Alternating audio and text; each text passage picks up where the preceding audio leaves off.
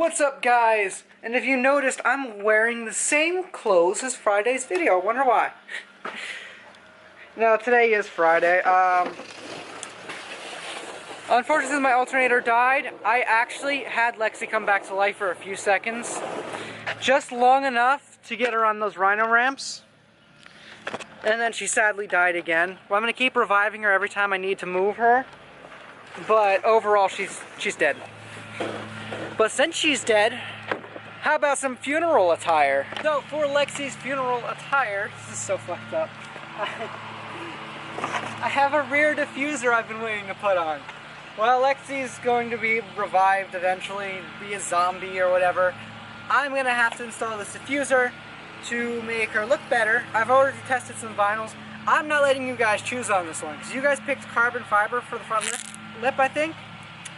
And I don't want to apply that vinyl again. That vinyl is awful. This stuff is so much easier, you would not believe. We'll see what I do for the front lip, but the back piece, I'm doing gloss black all along this top line here and coming down here. And then I'll make this a satin or matte black down here with spray paint all throughout. This is my choice. My choice of colors. No, but on a serious note, this is a very specific way I wanted to do this one. That's why I'm not putting this up for a vote. Obviously the front lip, I didn't really care too much. Those were all ideas I kind of liked. I just didn't know which one to do. This one I am going to make the way I want it, because it's the only way I want it. I don't want any other colors on it. Well, I am going to install this today. It's not painted, it's not ready. I did order gloss black vinyl for this, and up for the front. And Twitter did say gloss black. I don't know. I'm still thinking about it because I have carbon fiber vinyl. I just don't know if I want to do it for the front lip. But anyway, this is what we came for. Lightning strikes every time we move. So let's go install it.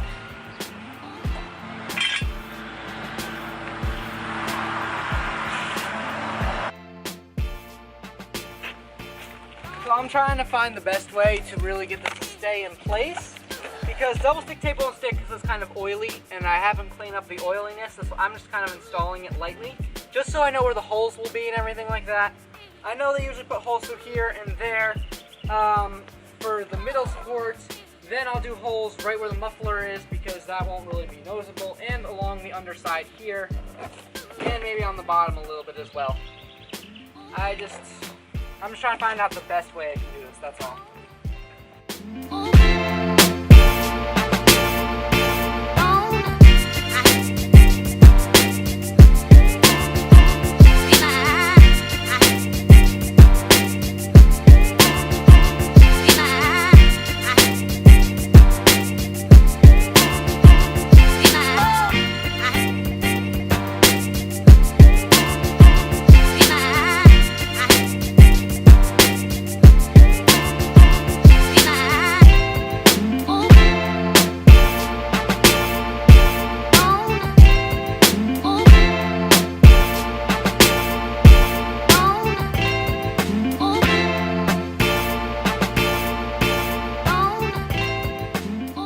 So I gave the camera some time to cool down as it kept overheating, and I figured out how to install this diffuser.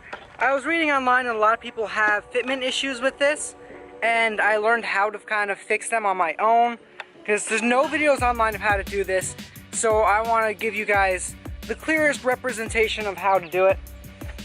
Now you're going to need to actually remove your rear bumper to put this on, and I'm going to put the tripod up in a second. But it is not super easy, but I'm gonna at least give you some tips because I don't want you guys to be like afraid to do it. And I'm sorry, I'm putting the tripod down while I'm talking. But don't be afraid to do it. It's not horrible once you start and like figure things out. You'll be like, oh, and then it'll be easy. So essentially, what you're going to want to do is you're gonna make it so the middle stays in.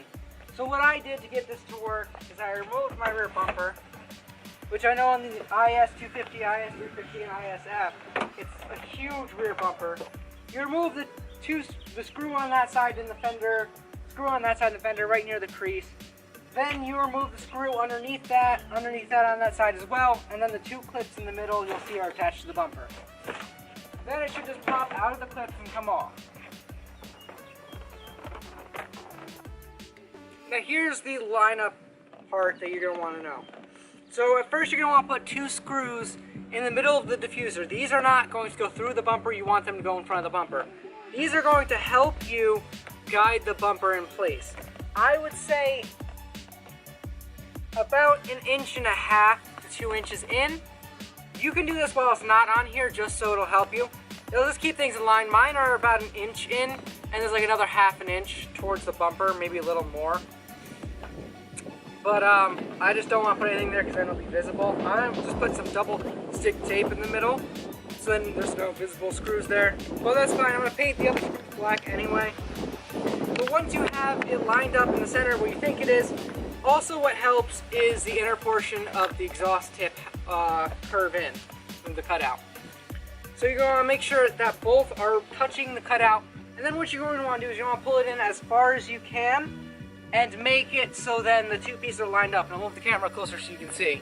So essentially you want this to be lined up perfectly right where the screw is in the middle. When I did it the first time over, I had the whole line lined up from here up to this corner.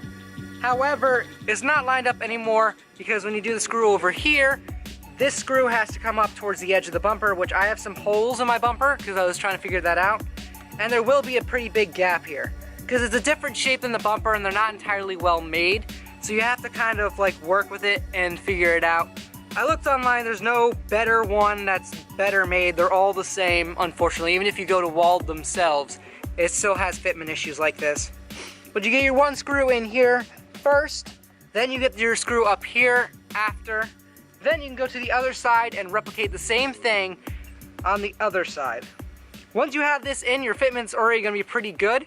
Then if you want to later on, you can tack in a screw here to help hold it all together and continue with screws over there. But at least my method that I have already in will get you your fitment as best as possible. Now if you want better fitment, I suggest weather stripping. You're just going to want to sand down the inner edge of this, and you're going to want to sand down any part of this because they send you it like super oily and nothing will stick to it. I'm going to have to sand it down before I vinyl wrap. But the inner edge right here, if you want better fitment, if I can get this on camera, get some weather stripping. Just find a rubber piece of weather stripping, whichever one you like to look at. I like the one that curves over. I can show you what I'm planning to use on the new bumper when I get it. So if I find this online, I'll put it in the description.